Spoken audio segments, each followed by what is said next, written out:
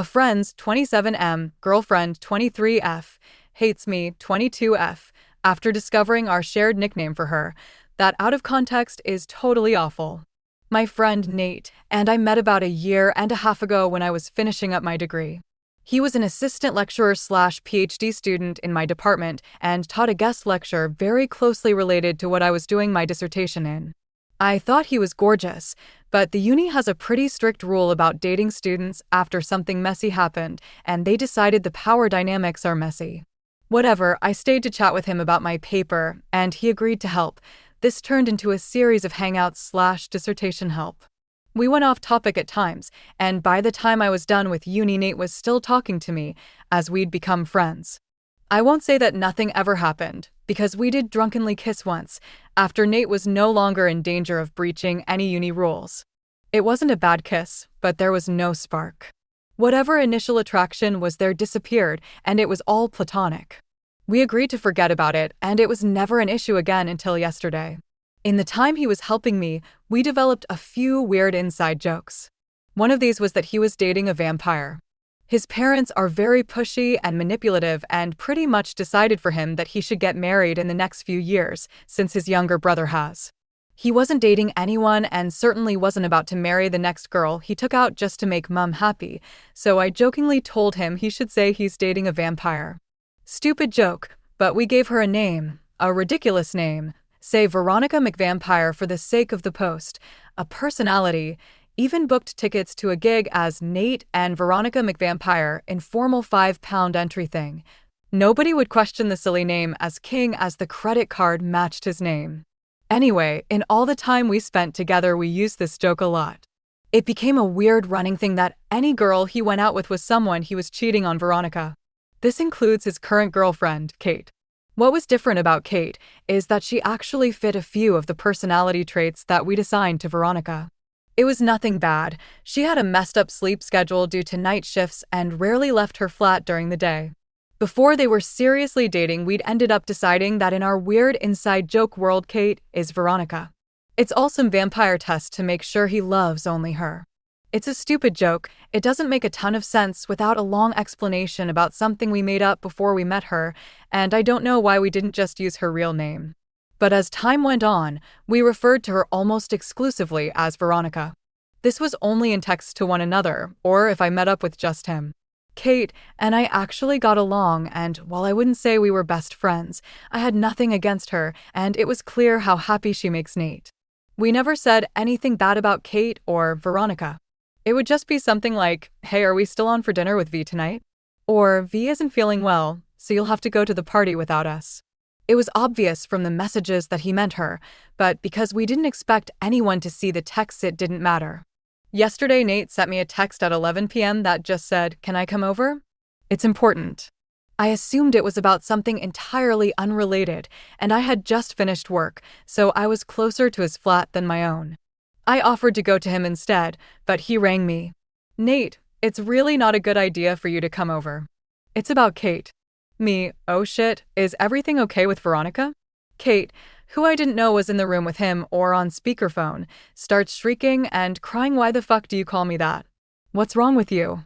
I should note that while I've used Veronica here, the name we'd assigned his fake girlfriend was a bit weirder and not a name you'd hear for a woman in her 20s in the UK. Nate quickly tries to comfort her, but she leaves the room, and he explains. An earlier message from me had made her suspicious that something was going on. I'd mentioned his plans with Veronica, and she'd seen the notification come through. She thought it was weird that he had plans with someone when they decided just moments ago to cancel their plans for the night. Rather than tell her that it was a nickname, he went with, "It's an inside joke with OP." She took that to mean that I'm Veronica and accused him of cheating. He's told her about us having kissed before and that there was no chemistry. It was brought up pretty early on because we spend a lot of time together, and she accused him of having something with me then. I'd also talked to her about it and thought the whole thing was sorted then. But she demanded to see the rest of the messages. Of course, it became clear pretty quickly that it was about her, and he told her the truth, but she didn't accept that. Why would we call her names and make shit up about her, not getting that we created the stupid character before ever meeting her?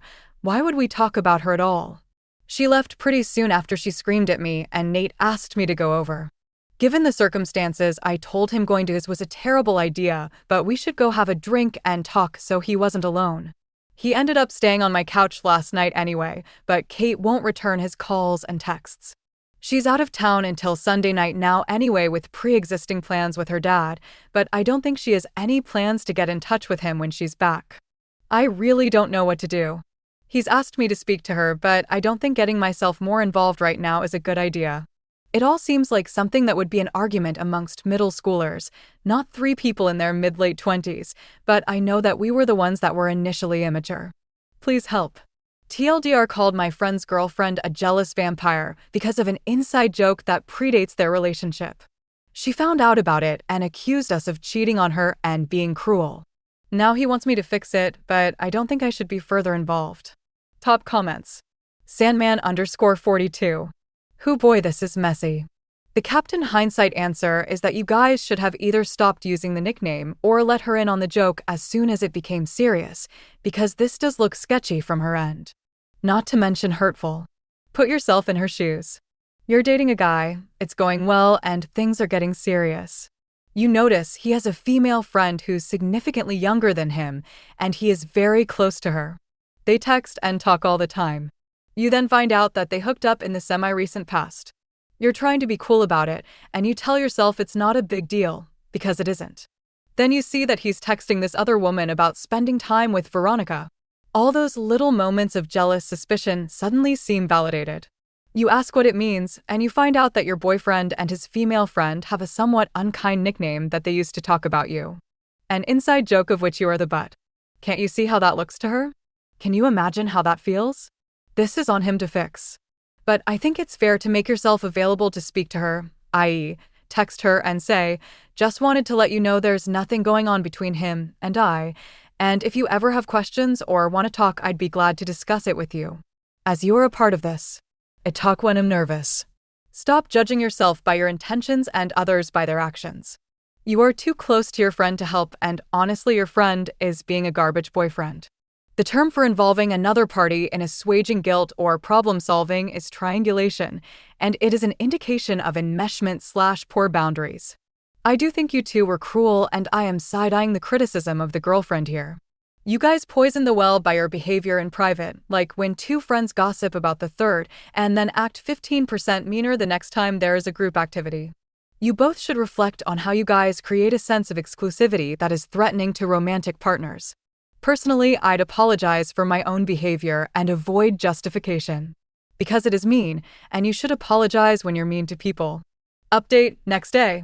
My update got locked and deleted, so I'm just going to paste it here on the top post because I'm getting a million angry messages and half of it isn't even relevant anymore. Hopefully any new people will at least see the rest of it. My earlier post about calling my friend's girlfriend a jealous vampire got a lot of attention. Most of you hate me, and that's fine. I come off nasty and petty when the only thing you know about me is that I did something nasty and petty. I could write you a novel about how I saved a kitten once or whatever, but it wouldn't change anything relevant to this. That said, there have been some weird developments. There was a lot more to this whole ridiculous argument, and if only for your amusement, here's the rest. I don't really need advice on this one. Going forward, Nate will be blocked. Contacting me or Emily will result in a formal report to the university on both our parts.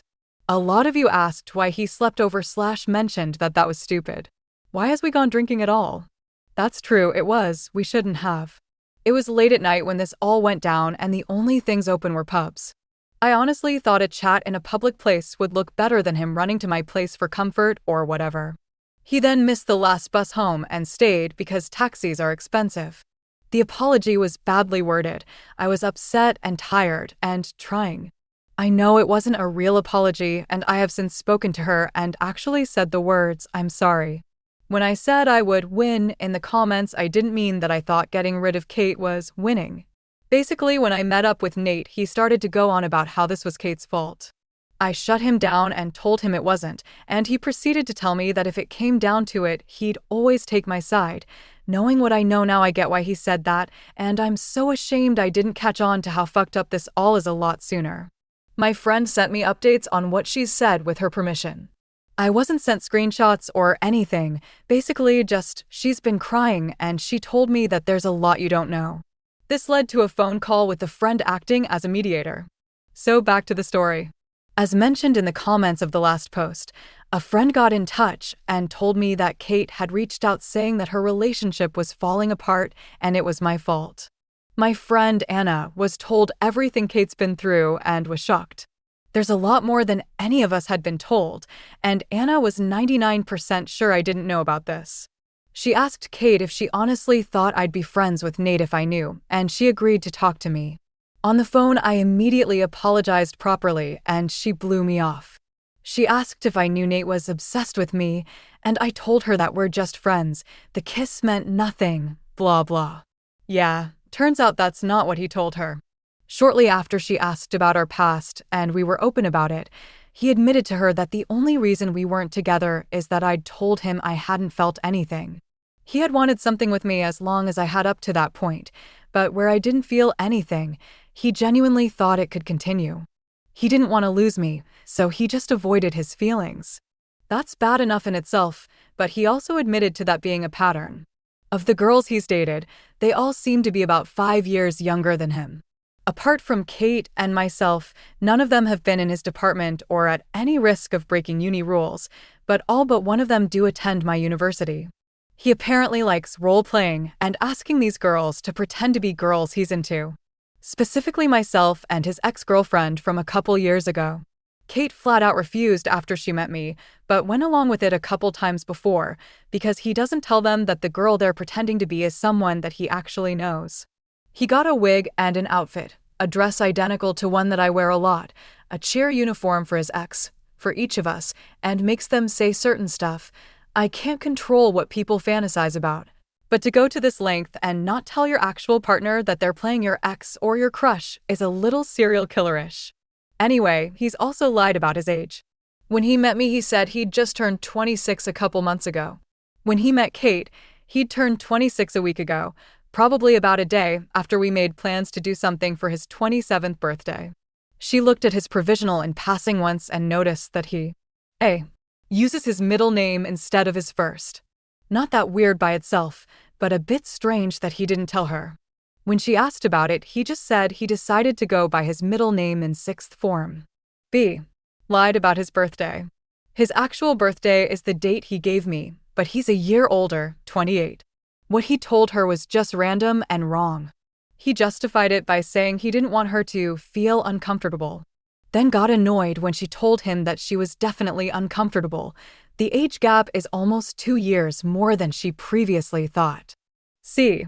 Had an address from a city different to where he said he was from and our uni. She asked him when he'd lived there, and he said that it's where his parents lived. She asked why he'd said he was from a different city, and he told her it's the city in his postcode, the nearest city to where he grew up. But without giving too much away, he essentially told her that the reason his ID has a York address on it is that he lived in Leeds once and Leeds is in Yorkshire. Not those cities, but similar logic. Like it made no sense. She knew about the nickname. That wasn't what any of this was really about. She'd seen it a while ago, asked, and been told it was a name I called her. He went along with it for fun or whatever. She asked him to stop, and he told her she was overreacting.